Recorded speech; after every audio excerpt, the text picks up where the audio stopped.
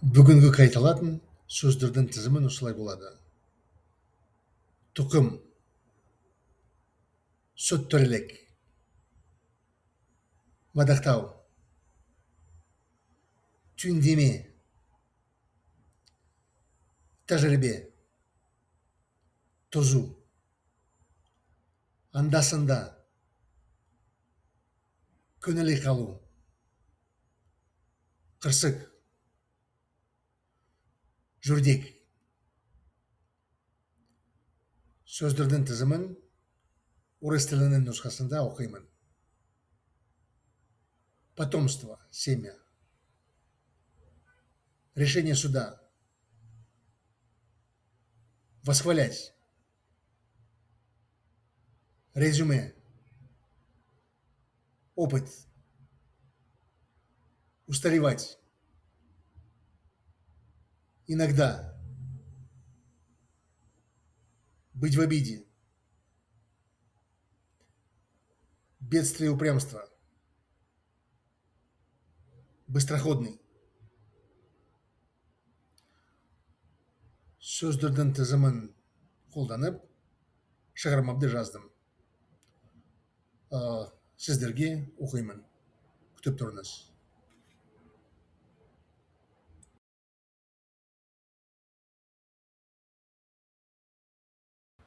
Грек аңызы бойынша әңгімесі.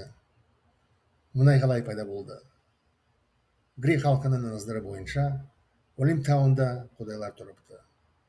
Олардың ең басты әрі мықты Зевс деген құдай болыпты.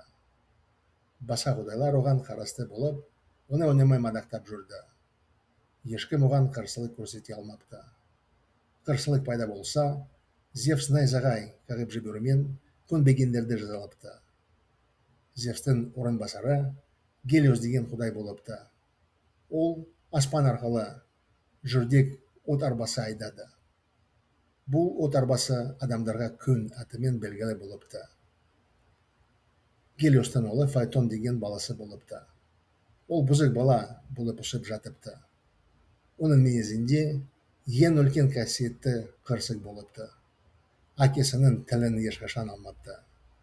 Оның досының Дионис деген құдайдың әсерінен шарапты анда-санда ішті. Бір күні Гелиос от арбасы Гермес атты құдайға апарып тастауға шешті.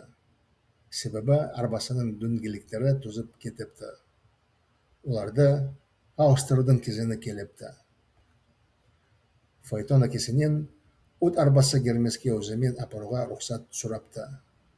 Әкесі Фаэтон мас болғандықтан әрі от арбасын айдаудың ешқандай тәжірибесі болмағандықтан онан бас тартты.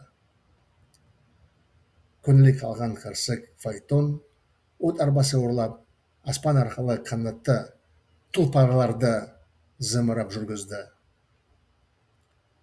Зевс мұндай әрекетті қарап, жерге бәленің ықтималдығын түсініп, найзағаймен Фаэтонға қағып тастады.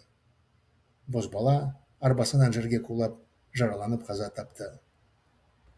Келесі күні Зевс Фаэтонның қылмысына құдайлардың алдында сот төрелігін шығарыпты.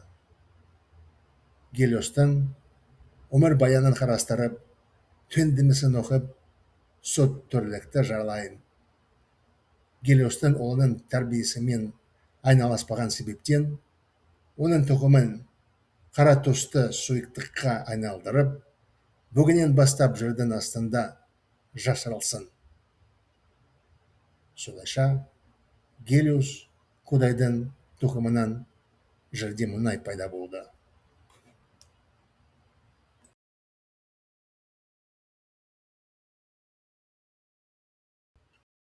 По мотивам мифов Древней Греции о том, как появилась нефть. В мифах Древней Греции на горе Олимп жили боги. Самым главным и могучим из них был бог по имени Зевс. Остальные боги подчинялись ему и постоянно его восхваляли. Никто не мог оказать ему сопротивление. Если же сопротивление возникало, Зевс поражал непокорных ударом молнии. Заместителем Зевса был бог по имени Гелиос. Он мчался по небу, управляя быстрой огненной колесницей. Эта колесница была известна людям под именем Солнца. У Гелиоса был сын по имени Фаэтон. Он рос непослушным ребенком. Главной чертой его характера было упрямство. Он никогда не слушался отца.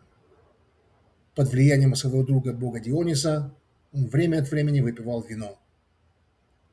Однажды Гелиос решил отвести свою огненную колесницу к богу-кузнецу Гермесу, потому что колеса колесницы износились. Настало время их заменить. Фаэтон попросил у отца разрешения самому отвести колесницу к Гермесу. Отец отказал ему, потому что Фаэтон был пьян, и у него не было никакого опыта управления колесницей. Разочарованный и обиженный упрямец Фаэтон украл колесницу и помчал на ней по небу, управляя крылатыми конями. Зевс увидел это, понял, какая угроза нависла над землей, и поразил Фаэтона молнией. Юноша упал с колесницы на землю, разбился и погиб. На следующий день Зевс вынес приговор по делу Фаэтона перед богами. Я рассмотрел биографию Гелиоса, зачитал его резюме и оглашаю решение суда. За то, что Гелиос не занимался воспитанием своего сына, я превращу его семя в черную жидкость, и отныне она будет скрыта под землей. Так на земле появилась нефть.